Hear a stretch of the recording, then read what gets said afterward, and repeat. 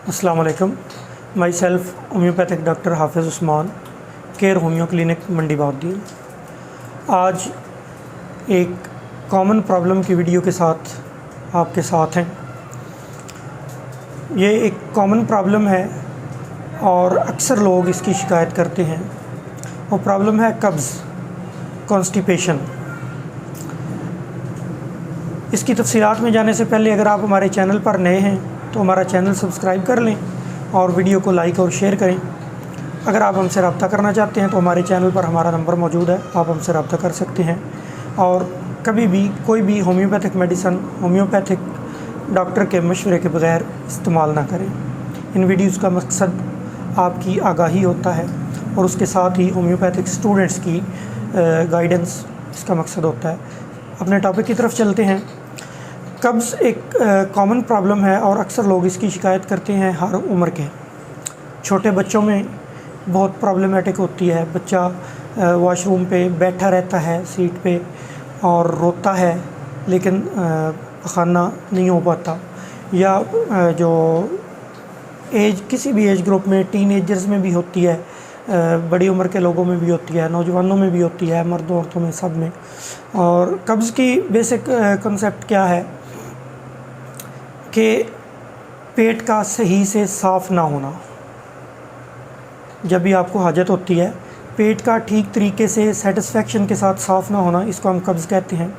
इसके अंदर मिसकंसेप्शन कुछ लोगों को होती है कि मुझे सुबह सुबह जो है वो हाजत नहीं होती तो मुझे कब्ज़ है। ये कब्ज़ नहीं होती। टाइम इसका हर बंदे का अपनी फूड हैबिट के लिहाज से सेट है, अपने रूटीन के लिहाज से सेट है। सुबह सुबह होना ज़रूरी नहीं है। तो दिन में एक बार एक आइडियल सिचुएशन है। अगर कभी कभार 2 बार भी हो जाती है, डेली भी 2 बार हो जाती है तो वो भी आपको कोई इशू नहीं है स्टमक का। इसी तरह अगर 2 दिन में 1 बार हो जाती है या 3 दिन में 1 बार हो जाती है तो उसको भी मेडिकली नॉर्मल ही समझा जाता है। उसको भी कब्ज़ नहीं कहा जाता, कॉन्स्टिपेशन नहीं समझा जाता, क्लिनिकल सिचुएशन नहीं उसको कहा जाता। इससे ज़्यादा अगर देर में होती है या होते डेली है हाजत लेकिन किसी भी प्रॉब्लम के साथ होती है, बैठकर वेट करना पड़ता है, स्टूल बहुत ज़्यादा हार्ड है, बहुत ज़्यादा ड्राई है, बहुत ज़्यादा कोई तकलीफ़ के साथ आता है, ज़ोर लगाना पड़ता है, तो ये सारी सिचुएशंस अगर दिन में 1 बार करने पे भी अगर हैं तो ये कब्ज़ है। और इसको फिर इसका ट्रीटमेंट जो है इन टाइम वो ज़रूरी होता है, क्योंकि अगर ये ज़्यादा लंबा अरसा रहती है तो इससे फिर आगे जो है कॉम्प्लिकेशंस हो सकती हैं, पाइल्स हो सकती है और इसी तरह की दूसरी जो इससे रिलेटेड बीमारियां हैं वो हो सकती हैं। तो ये बीमारी बेसिकली लाइफस्टाइल और फूड हैबिट इन दोनों से रिलेटेड है। लाइफस्टाइल में क्या क्या चीज़ें हैं कि आपकी नींद कम है या नींद बहुत ज़्यादा डिस्टर्ब रहती है, या आप कोई सीडेंट्री जॉब है जो आप ज़्यादा देर तक बैठे रहते हैं, जैसे कंप्यूटर पे काम वगैरह करना, ऑफिस में काम करना, या कोई ऐसी हैबिट, तो उसके लिए मैं साथ साथ ही इसका जो है वो सलूशन भी बताता जा रहा हूँ। अगर आपकी कोई सीडेंट्री जॉब है तो जो आइडियल सिचुएशन है उसमें आपने हर 10-12 मिनट के बाद जो है एक दफ़ा 15 मिनट के बाद, आइडियल सिचुएशन जो है उसको 12 मिनट गिरदाना जाता है कि हर 12 मिनट के बाद आप एक दफ़ा 1 मिनट आधे मिनट के लिए खड़े हों, 2-4 कदम चलें, फिर बैठ जाएं। तो ये एक आइडियल सिचुएशन है हर 12 मिनट के बाद। तो आप कोशिश करें कि 10-15-20 मिनट के बाद लाजमी एक दफ़ा खड़े हों, 2-4 कदम चलें, फिर बैठ जाएँ, अगर इस तरह की जॉब वगैरह या कोई ऐसा इशू है। नींद जो है वो आपकी प्रॉपर होनी चाहिए। उसके अलावा जो स्मोकिंग, तंबाकू या कोई और नशा, उससे भी ये चीज़ हो सकती है। उसके बाद जो है वो स्ट्रेस, अगर स्ट्रेस जो है वो ज़्यादा है तो उससे आपको ये प्रॉब्लम हो सकती है। और उसका हल जो है वो ये है कि स्ट्रेस को जो चीज़ सबसे ज़्यादा कम करती है वो पैदल चलना, वॉक जो है वो आपका स्ट्रेस लेवल कम करती है, तो आप पैदल चलें। वैसे भी पैदल चलना इसका बड़ा अच्छा हल है। सफ़र पे अगर आप ज़्यादा रहते हैं तो फिर भी आपको ये प्रॉब्लम हो सकती है। उसका मैं मेडिसन पे जब आता हूँ तो फिर मैं साथ उसकी मेडिसन भी बताता हूँ। फूड हैबिट में जो है हमारी, उसमें खाने में बहुत ज़्यादा गैप होना दो खानों में। जैसे लोग सुबह खाते हैं और फिर काम पे जैसे यूँ निकलते हैं, वो सारा दिन वो रात को फिर लेट नाइट जाके खाना खाना। तो अगर बहुत ज़्यादा गैप हो खाने में तो फिर भी ये सिचुएशन हो सकती है। और पानी कम पीना, इससे भी हो सकती है। आपकी खुराक में फ़ाइबर कम होना, उससे भी ये प्रॉब्लम हो सकती है। कोलेस्ट्रॉल अगर आपका बढ़ा हुआ है, उससे भी हो सकती है। बाज़ औक़ात जो है कोई जॉब ऐसी होती है, जैसे किसी आप ड्यूटी पे हैं, वहाँ से आप अपनी जगह नहीं छोड़ सकते कुछ टाइम के लिए, इस दौरान आपको हाजत हो जाती है, आप स्टूल को होल्ड करते हैं, रोक के रखते हैं, तो इससे भी ये सिचुएशन पैदा हो सकती है। स्टूल या यूरिन कभी भी रोक के ना रखिए। तो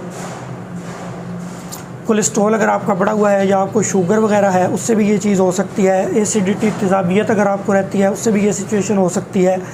अगर किसी और बीमारी के लिए आप बहुत ज़्यादा मेडिकेशन कर रहे हैं या लंबे अरसे से मेडिकेशन कर रहे हैं, तो उससे भी ये सिचुएशन हो सकती है। तो ये सारी ऐसी सिचुएशंस हैं जिनको आपने कंट्रोल में रखना है।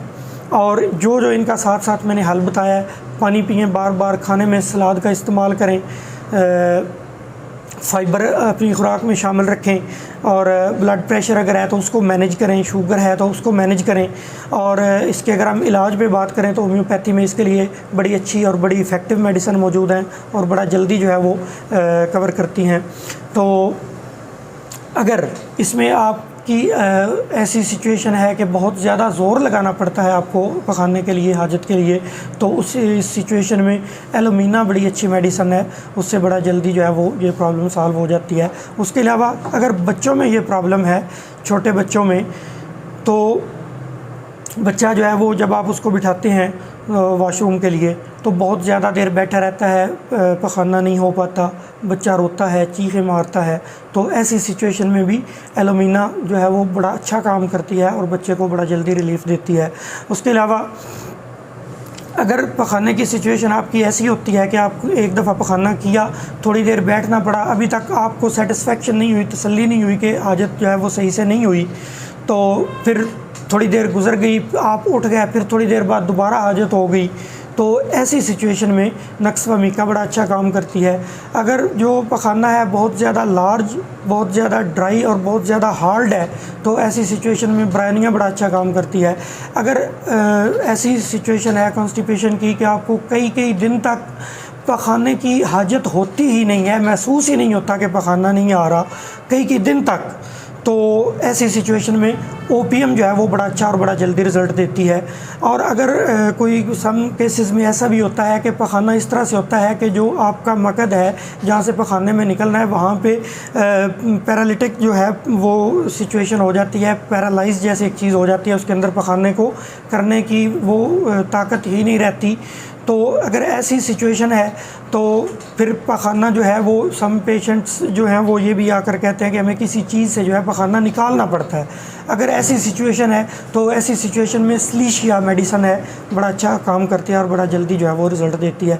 इसके अलावा हाइड्रास्टिस मदर टिंचर में कब्ज़ को बहुत अच्छा ठीक करती है। उसके अलावा कैस्कारा मदर टिंचर है, इन दोनों को आप मिला के 10-10 कतरे जो है वो दिन में 3 टाइम लें तो बड़ा जल्दी और बड़ा अच्छा जो है वो रिज़ल्ट मिलता है। इसके अलावा अगर आप हमसे मशवरा करना चाहें तो आप हमारे नंबर पर रब्ता कर सकते हैं। खुश रहें। अल्लाह हाफ़िज़।